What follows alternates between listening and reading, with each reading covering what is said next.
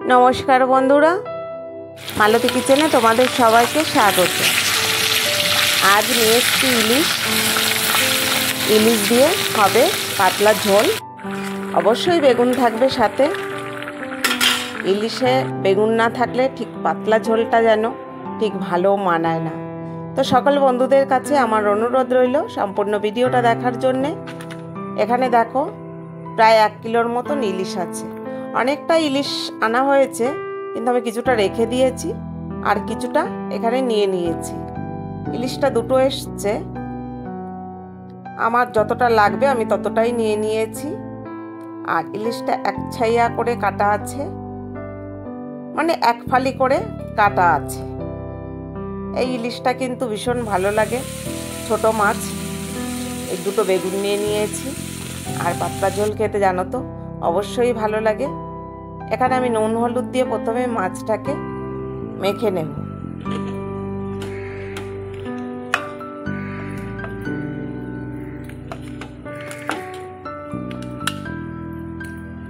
মাছটাকে ভালো করে একটু হলুদটা আর নুনটা যাতে ভালো করে মিশে যায় একটু আস্তে আস্তে মাখতে হবে, কারণ এই মাছে না ছোট ছোট কাঁটা থাকে, তো মানে একটু জোরে মাখতে গেলে যেন মানে কাঁটাটা ঠিক হাতে তালুতে লেগে যায়, সেই কারণে একটু আলতো আলতো করে মাখতে হবে মাছটাকে।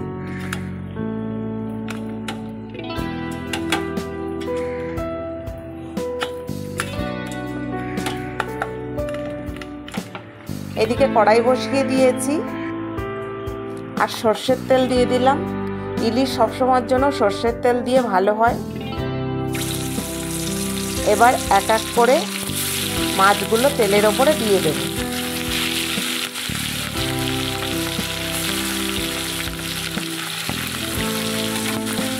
আর এইদিকে বেগুনটাকে আমি একটু নুন হলুদ দিয়ে ভালো করে মেখে নেব।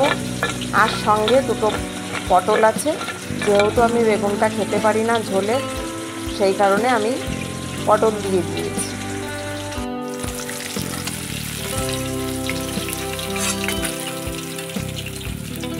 এবার মাছগুলো ভাজা হয়ে গেছে, তেল ছেঁকে তুলে নেব।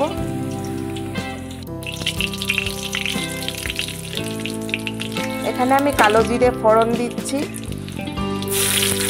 বেগুন দিয়ে ইলিশ কালো জিরেটা ফোড়ন দিলে ভালো হয়। আর তেলের ওপরে আমি কাঁচা লঙ্কাটা দিয়ে দিয়েছি আর পটলগুলোও দিয়ে দিলাম। পটলটা হালকা করে একটু ভেজে নেব আগে,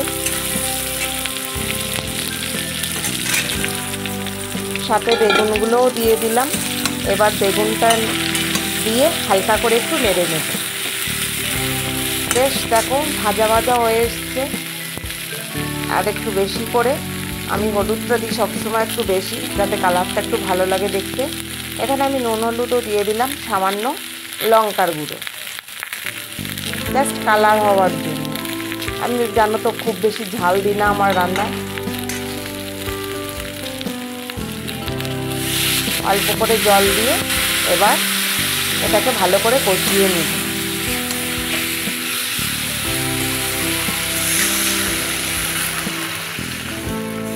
দেখো এবার আমি জল ঢেলে দিলাম, বেশ বেগুন তলানি জল, মানে বেগুন ডুবু ডুবু জল। ঝোল ফুটতে শুরু করে দিয়েছে, মাছও দিয়ে দিয়েছি।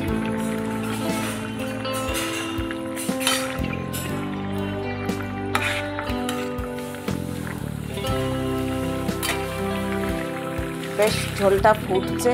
আর এই ঝোলটা হতে খুব বেশি টাইম লাগে না, একদম 10-15 মিনিটে এই ঝোলটা হয়ে যায়।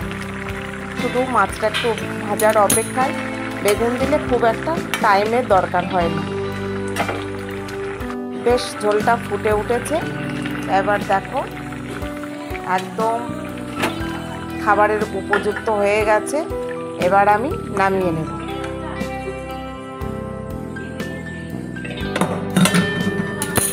আমার রেডি ইলিশ বেগুনের পাতলা ঝোল। তো বন্ধুরা ট্রাই করে দেখো আমার মতন পাতলা ঝোল, ভালো লাগবে খেতে।